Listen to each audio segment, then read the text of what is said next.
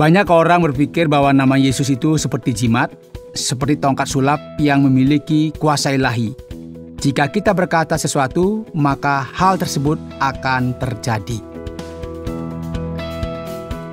Saudara pendengar, berjumpa lagi dengan saya Oti Priambodo dalam program Jalan 66. Program ini akan memberikan pengetahuan Alkitabiah dan menyuguhkan kepada kita jalan keselamatan. Kali ini kita sudah sampai kepada kitab Injil Yohanes pasal yang ke-14. Dan Pak Yohanes akan memaparkan kepada kita berkaitan dengan Injil Yohanes pasal yang ke-14 dengan topik penderitaan, tolong menyingkirlah. Dan inilah yang akan kita bicarakan. Seberapa sering kita kecewa dan pahit dengan kehidupan ini?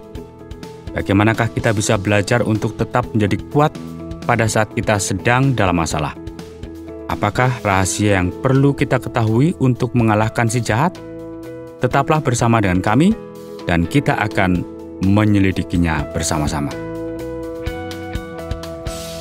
Pendengar yang dikasihi oleh Tuhan, Anda telah belajar bersama dalam Injil Yohanes pasal 13 dan Anda tahu bahwa Yesus berbicara mengenai sebuah kenyataan bahwa ia akan segera diserahkan dan dibunuh dan akan meninggalkan para murid. Jadi bisakah kita bayangkan saudara bahwa para murid, yaitu semua orang yang mengikuti Yesus, Tuhan dan guru mereka tiba-tiba diliputi dengan kecemasan, depresi, kesedihan yang mendalam, serta duka cita? Karena hal inilah Yesus kemudian melanjutkan khotbahnya dan mulai berkata sesuai dengan apa yang tertulis dalam terjemahan baru. Janganlah gelisah hatimu, percayalah kepada Allah, percayalah juga kepadaku. Di rumah Bapa-Ku banyak tempat tinggal. Jika tidak demikian, tentu aku mengatakannya kepadamu. Sebab aku pergi ke situ untuk menyediakan tempat bagimu. Dan apabila aku telah pergi ke situ dan telah menyediakan tempat bagimu, aku akan datang kembali dan membawa kamu ke tempatku, supaya di tempat di mana aku berada, kamu pun berada. Dan kemana aku pergi, kamu tahu jalan ke situ. Saudara, Yesus mulai memberikan perkataan yang menghibur dengan berkata, "Hai para murid, janganlah engkau menjadi sedih, karena aku akan pergi ke tempat di mana kamu semua tahu jalan ke situ, dan aku akan kembali suatu hari nanti untuk membawamu bersama-sama dengan aku ke tempat di mana aku berada." Dan kini muncul pertanyaan, kemanakah Yesus akan pergi? Dan di sini ada beberapa penafsiran, dan beberapa dari hal tersebut akan terdengar aneh.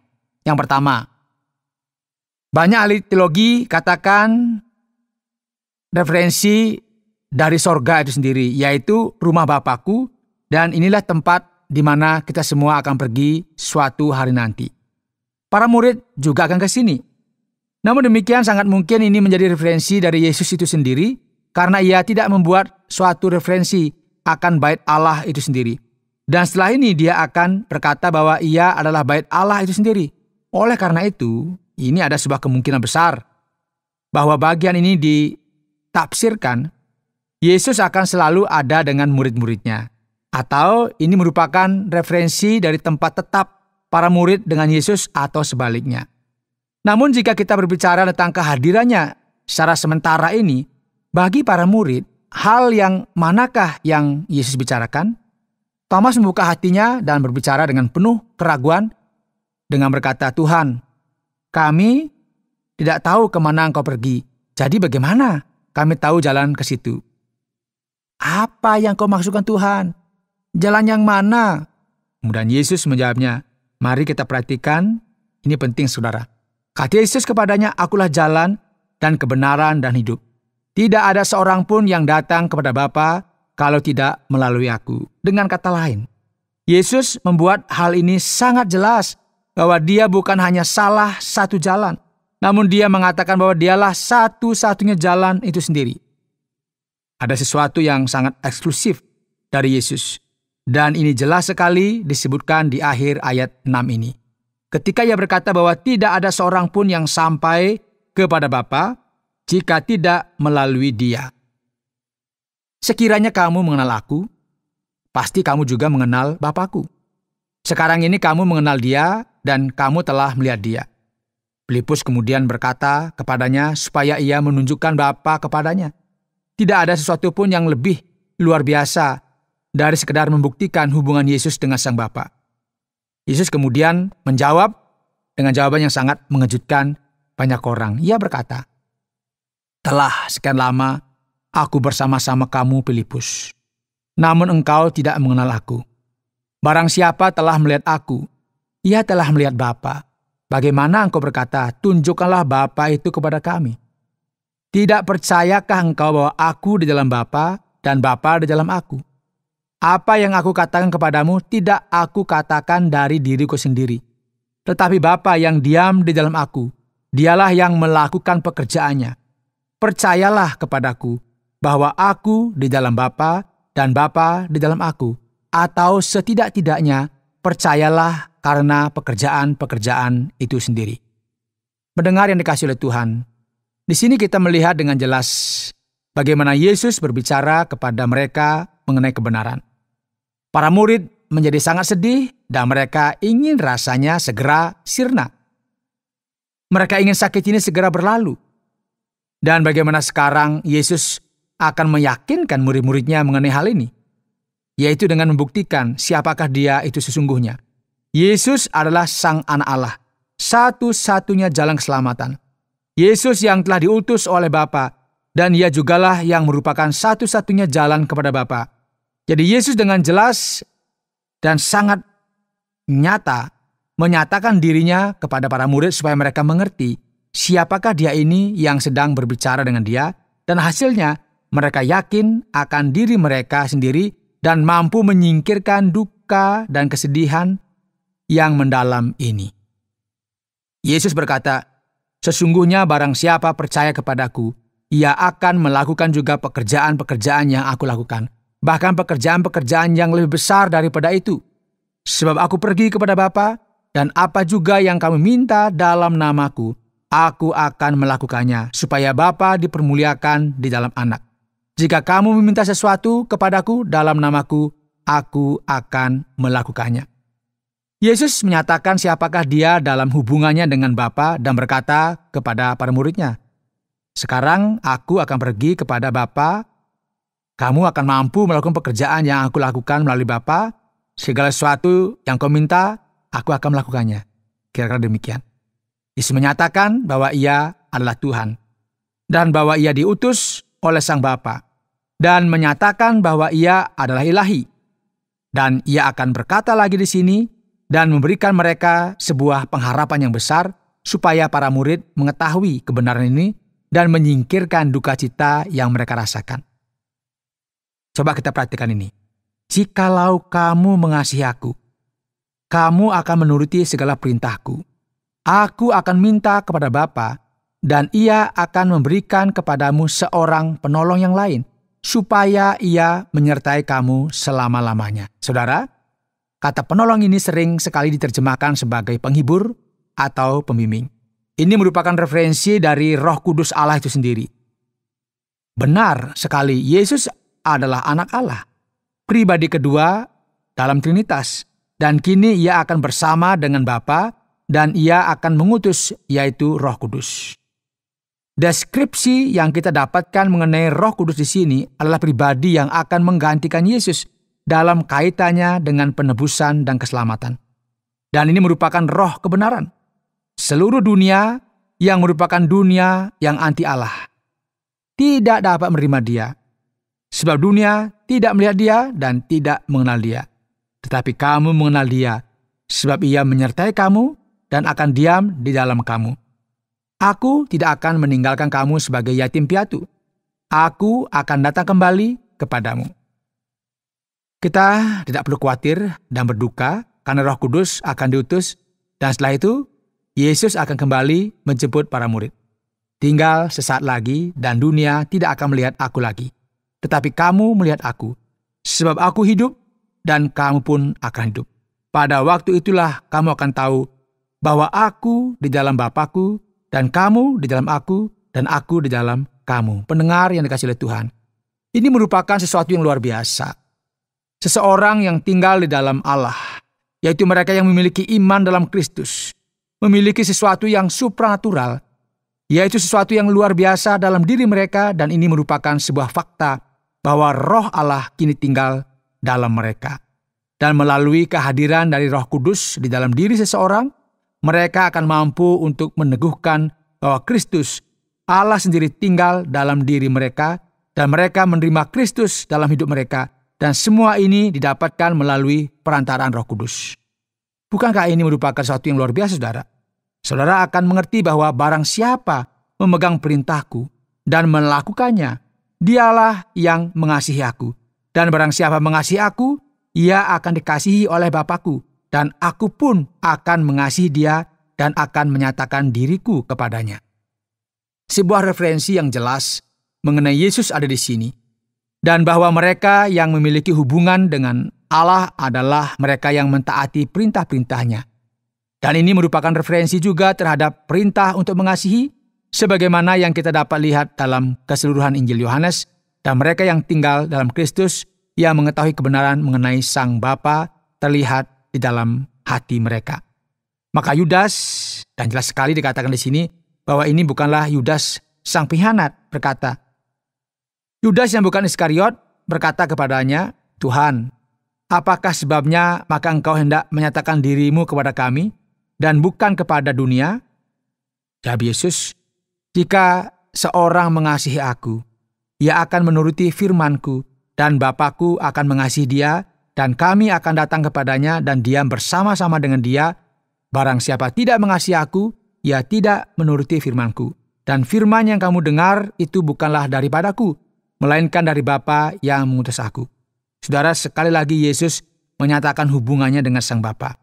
Semuanya itu kukatakan kepadamu selagi aku berada bersama-sama dengan kamu. Tetapi penghibur yaitu Roh Kudus yang akan diutus oleh Bapa dalam namaku, dialah yang akan mengajarkan segala sesuatu kepadamu dan akan mengingatkan kamu akan semua yang telah kukatakan kepadamu. Damai sejahtera kutinggalkan bagimu, damai sejahteraku kuberikan kepadamu. Saudara, setiap orang yang khawatir, yang mencoba menyingkirkan duka citanya, kini akan mendapatkan penghiburan dari perkataan dan khotbah Yesus, yang berarti bahwa keseimbangan diri dari seseorang, serta ketenangan dan juga damai, bahwa hubungan kita yang telah rusak bersama Allah kini dipulihkan. Dan apa yang kuberikan tidak seperti yang diberikan oleh dunia kepadamu. Ini bukanlah suatu pengharapan yang mengecewakan. Janganlah gelisah dan gentar hatimu. Dan kini Yesus akan mengakhiri pasal ini dengan berkata bahwa aku pergi, tetapi aku datang kembali kepadamu. Sekiranya kamu mengasihi aku, kamu tentu akan bersuka cita karena aku pergi kepada Bapa-Ku, sebab Bapa lebih besar daripada aku. Dan sekarang juga aku mengatakannya kepadamu sebelum hal itu terjadi, supaya kamu percaya apabila hal itu terjadi. Tidak banyak lagi aku berkata-kata dengan kamu, sebab penguasa dunia ini datang dan ia tidak berkuasa sedikit pun atas diriku. Tetapi supaya dunia tahu bahwa aku mengasihi Bapa dan bahwa aku melakukan segala sesuatu seperti yang diperintahkan Bapa kepadaku. Pendengar yang dikasihi Tuhan, pada saat nubuatan mengenai Yesus Kristus akan digenapi, yaitu tentang kematian dan penderitaannya, justru murid-muridnya dipenuhi dengan duka cita dan kekhawatiran. Dan tentu mereka ingin supaya duka cita ini cepat berlalu. Yesus berkata kepada mereka, jangan khawatir, aku akan senantiasa bersama-sama dengan kamu sampai selama-lamanya. Dan hal ini akan digenapi melalui kehadiran Roh Kudus dalam kehidupan saudara. Anda sedang mendengarkan Jalan 66 dalam rangkaian kisah Injil Yohanes pasal yang ke-14 yang sudah dijelaskan oleh Pak Yohanes dengan topik penderitaan, tolong menyingkirlah. Terima kasih banyak Pak Yohanes untuk penjelasan yang sudah disampaikan kepada kita tentang Yohanes pasal yang ke-14. Saatnya kita akan bertanya pada sesi kali ini, yaitu beberapa pertanyaan yang perlu disampaikan kepada Pak Yohanes. Saya ingin tahu pada ayat yang kedua, Apa yang dimaksudkan dengan rumah Bapa di sini? Pak Oti, penting sekali bagi kita untuk memahami dengan benar terkait dengan hal ini, karena dalam terjemahan baru ada perkataan tempat tinggal. Nah, pada umumnya, hal ini diterjemahkan sebagai rumah yang besar. Jadi apa yang kita bisa lihat di sini, sebetulnya idenya adalah di dalam rumah ini ada beberapa ruangan, dan inilah mengapa kemudian dikatakan banyak ada tempat tinggal. Karena ini menjadi pilihan kata yang baik dalam konteks ini. Ketika kita berbicara tentang tempat tinggal, mungkin kita berpikir bahwa ada banyak ruangan. Jadi di dalam rumah Bapa ada beberapa ruangan di dalamnya. Pada zaman dahulu, ya beberapa orang berpikir bahwa rumah ini seperti hotel surgawi. Ya itu tempat tinggal kita sementara sebelum kita sampai kepada Bapa, kayak transit begitu. Namun gagasan dalam Alkitab sebetulnya berbicara mengenai rumah yang tetap. Sebagaimana kita sebutkan sebelumnya, banyak ahli dan komentator Alkitab akan berkata bahwa ini merupakan referensi yang jelas mengenai sorga. Namun dalam Injil Yohanes kita akan menemukan sebuah referensi bahwa rumah Bapa adalah bait Allah. Oleh karena itu, Yesus berbicara tentang dirinya sendiri, tubuhnya sendiri sebagai bait Allah. Beberapa ahli bahkan meluaskan pendapat ini dengan memberikan pendapat mengenai tubuh Kristus ini dalam konteks yang lebih luas. Namun dalam konteks ini, Yesus sedang berkata di sorga atau di bumi, aku akan senantiasa bersama dengan kamu. Dan ada jaminan tempat yang tetap bagimu. Jadi dari sudut pandang ini, dari sudut pandang akan terjemahan ini, tempat menjadi kata yang tepat untuk menerjemahkan bahasa aslinya. Yang berikut kalau kita perhatikan pada pasal yang ke-14 ini, Yesus beberapa kali berkata, Aku dan Bapa adalah satu. Aku di dalam Bapa. Sepertinya ada beberapa perbedaan antara Yesus dan Bapa. Namun, dalam sisi lain, kita juga melihat bahwa mereka sama. Cukup membingungkan ini Pak Yohanes. Lantas bagaimana kita dapat memahami akan hal ini? Betul sekali Pak Oti. Di sini kita memiliki situasi yang menarik sekali, yang akan membawa kita untuk memikirkan kembali mengenai doktrin tentang Trinitas ini. Jika kita perhatikan di sini, Yesus sangat menekankan adanya perbedaan antara Dia dan Bapa. Bapa adalah Bapa, dan Ia merupakan pribadi yang lain, yaitu Sang Anak. Dalam sisi lain, kita juga akan melihat sebuah hubungan yang kuat di antara mereka. Setiap orang yang melihat aku sama dengan melihat Bapa. Ia tidak berkata kita harus pergi kepada Bapa, karena setiap orang yang pergi kepadanya pergi kepada Bapa. Jadi ini merupakan sebuah misteri iman, saudara. Dan kita perlu untuk menambahkan di sini mengenai Roh Kudus. Karena dalam firman Tuhan, kita akan melihat bahwa Bapa, Anak, dan Roh Kudus adalah 3 pribadi dalam satu kesatuan. Ini maksudnya gimana ya? Tidak ada seorang pun yang dapat menjelaskan hal ini. Ada 3 pribadi dalam satu kesatuan. Mereka ada sejak awal sampai kepada kekekalan. Memiliki hubungan dalam kasih yang kekal. Senantiasa bersama selama-lamanya. Jadi ada perbedaan. Namun pada saat yang bersamaan, ada hubungan antara Bapa dan Anak. Berikutnya kita perhatikan pada ayat yang ke-12 dalam pasal yang ke-14, Kitab Yohanes. Setiap orang yang percaya kepada Yesus dapat melakukan hal-hal yang lebih besar daripada yang Yesus lakukan. Jadi, jika kita berpatokan pada hal ini, berarti yang perlu saya lakukan adalah memintanya dalam nama Yesus. Dan kita tunggu saja, karena akan ada kuasa ilahi yang bekerja. Apakah begitu Pak Yohanes? Wah, ini sesuatu yang agak sulit sepertinya Pak Oti. Ada beberapa orang yang bahkan takut akan ayat ini dan berkata, "Duh, ada mujizat di sini." Dan ini berarti bahwa ada seseorang yang menerima Kristus. Wow, mujizat berarti sesuatu seperti membuka hati. Bukan seperti itu. Mujizat adalah mujizat. Dan ini bukanlah sesuatu yang luar biasa. Jadi apakah ini berarti bahwa setiap kita akan mampu melakukan mujizat? Seperti membangkitkan orang mati? Karena Yesus sanggup untuk membangkitkan orang mati, maka kita pun sanggup untuk melakukannya. Seharusnya kita tidak boleh memahami seperti ini. Dan bagian ini juga tidak berkata bahwa setiap orang Kristen di sepanjang sejarah akan mampu melakukan setiap mujizat demi mujizat yang telah Yesus lakukan. Gereja secara keseluruhan tentu mampu melakukan mujizat yang lebih dari apa yang Yesus lakukan dalam pelayanannya di bumi ini. Perbedaannya adalah bahwa perkataan ini tidak ditujukan kepada setiap orang, namun kepada keseluruhan tubuh Kristus, yaitu gerejanya. Dan sekarang, jika kita melakukan sesuatu dalam nama Yesus, ini merupakan masalah yang penting. Banyak orang berpikir bahwa nama Yesus itu seperti jimat, seperti tongkat sulap yang memiliki kuasa ilahi. Jika kita berkata sesuatu, maka hal tersebut akan terjadi. Jadi sekarang saya akan berkata, sepatu saya tidak akan pernah usang dalam nama Yesus. Dan sepatu tersebut pun tidak akan usang selama-lamanya. Tidak usah beli sepatu. Namun bukan ini yang dimaksudkan dalam Alkitab. Dalam nama Yesus berarti melakukan sesuatu yang Yesus akan lakukan.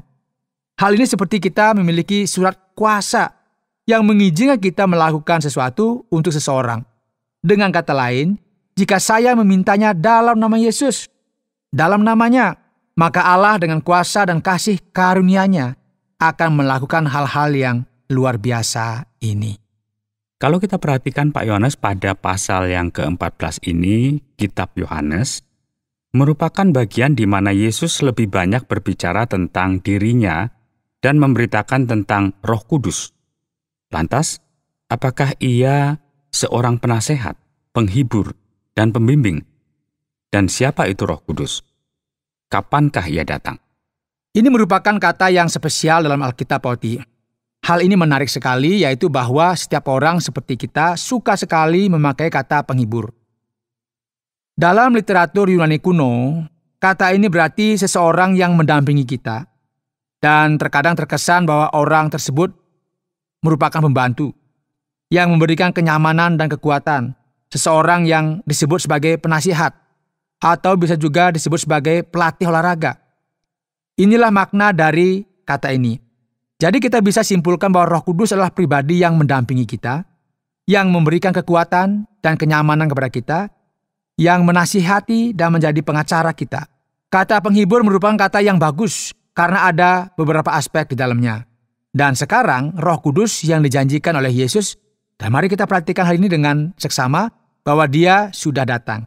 Ada orang yang pergi ke sini dan ke sana menjanjikan Roh Kudus belum datang. Atau baru saja datang beberapa abad yang lalu. Dan ini tidak benar. Roh Kudus telah datang dan kita bisa melihat hal ini dalam Kisah Para Rasul pasal 2. Pada hari Pentakosta. Dan Ia hadir di dalam gereja. Sebenarnya Pauti, setiap orang yang benar-benar percaya di dalam Yesus Kristus sebagai Tuhan dan Juru Selamat, Roh Kudus tinggal di dalam diri mereka. Memang Pak Yohanes ini merupakan pasal yang cukup menarik sekali, yang berbicara tentang Roh Kudus dan juga Yesus. Kalau kita perhatikan di sini, duka cita yang dialami oleh setiap kita hampir sirna, tetapi tiba-tiba setan kembali membayangi pada akhir pasal ini. Mengapa Yesus berkata bahwa iblis sedang datang? Apakah duka ini akan berlalu atau tidak? Bagaimana ini Pak Yohanes? Tentu kita ingin iblis pergi dan membawa duka cita dan kesedihan bersamanya.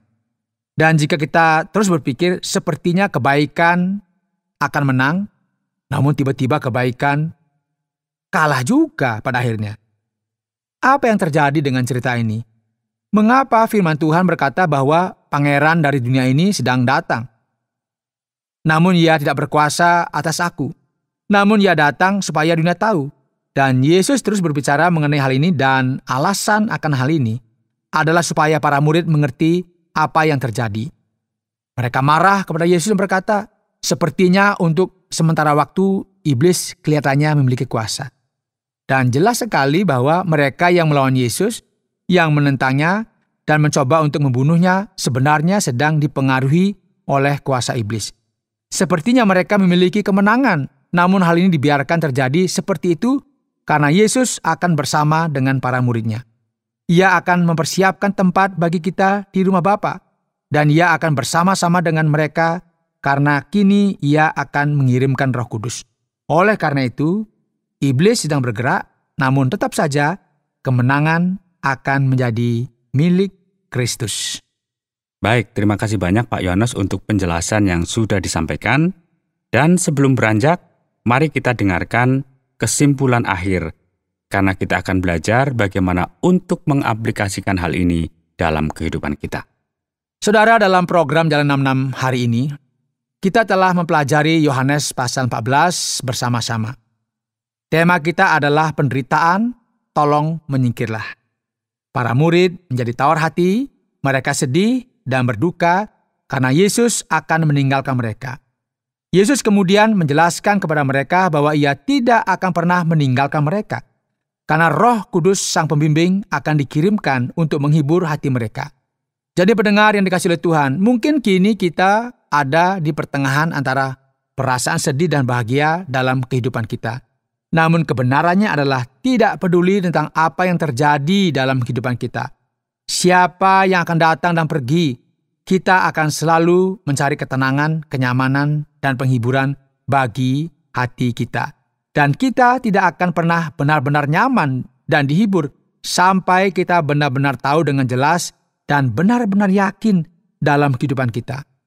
Inilah mengapa Yesus datang ke dalam dunia dan berkata, "Akulah jalan dan kebenaran dan hidup." Dan supaya kita yakin akan penghiburan ini, kenyamanan ini, kita harus terlebih dahulu yakin 100% bahwa Yesuslah satu-satunya. Ia adalah satu-satunya jalan dan keselamatan itu. Saudara pendengar, karena waktu yang tidak memungkinkan, kita akhiri program Jalan 66 kali ini. Apakah saudara ingin mengetahui terlebih lagi mengenai kehidupan dan pengajaran Yesus? Kami menantikan Anda untuk tetap mengikuti pelajaran berikutnya dalam lanjutan pembelajaran tentang apa yang diajarkan Yesus Kristus kepada kita. Saudara, program Jalan 66 mengundang Anda untuk terus bersama dalam seri pembelajaran Alkitab yang memberikan pelajaran menyeluruh tentang firman Tuhan.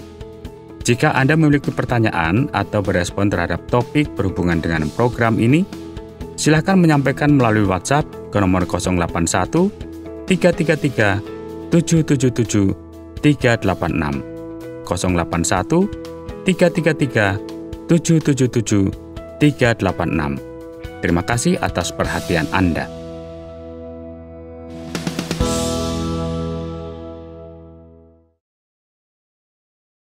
Terima kasih Anda sudah mengikuti program kami. Jika Anda diberkati, jangan lupa like, komen, dan share supaya Anda tidak ketinggalan setiap program terbaru kami.